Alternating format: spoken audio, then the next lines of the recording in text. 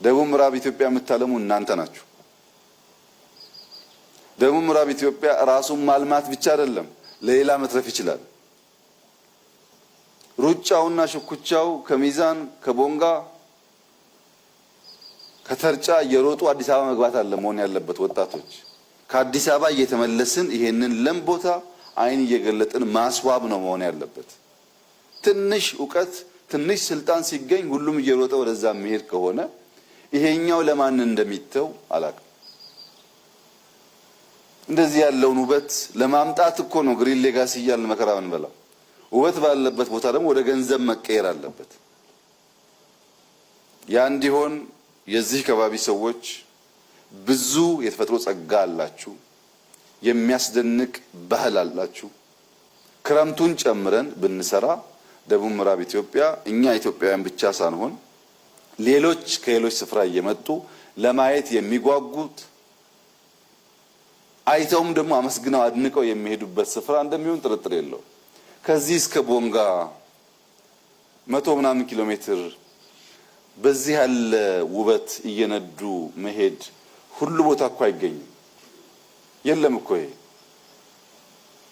ይሄንን ውበት ማየት ማድነቅ መጠበቅ ወደ ሀብትነት መቀየር ለሌሎች አስተማሪ እንዲሆን አድርጎ መገልገል የኛ ተግባር መሆን አለበት። ክቡር ፕሬዝዳንት፣ ትልቅ እድልና ትልቅ ፈተና ከፊትህ ተደቅኗል። ይህንን ምርጥ ክልል ይህንን ምርጥ ህዝብ ለመምራት መታደል ትልቅ ጸጋ ነው። መምራት ማለት ግን ያለን ነገር ያልታየን ነገር እየደከሙ እየጎረጎሩ ማውጣት መሆኑ ግን ሊሰመርበት ይገባል።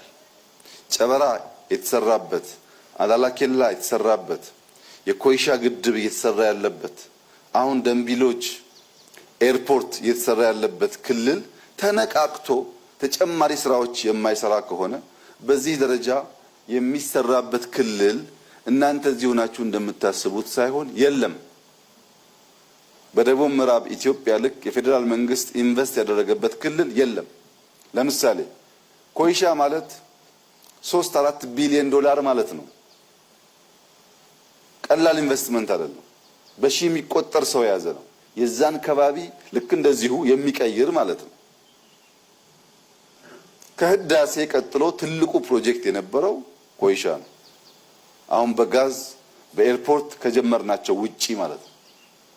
እነዚህ ጉዳዮች የኛን ልጆች ስራ አስተምረው መጠነኛ ለስራ መነሻ የሚሆን ገንዘብ አስገኝተው ተባብረን አካባቢ ለመቀየር ካልተገለገልንበት ዋጋ የለውም።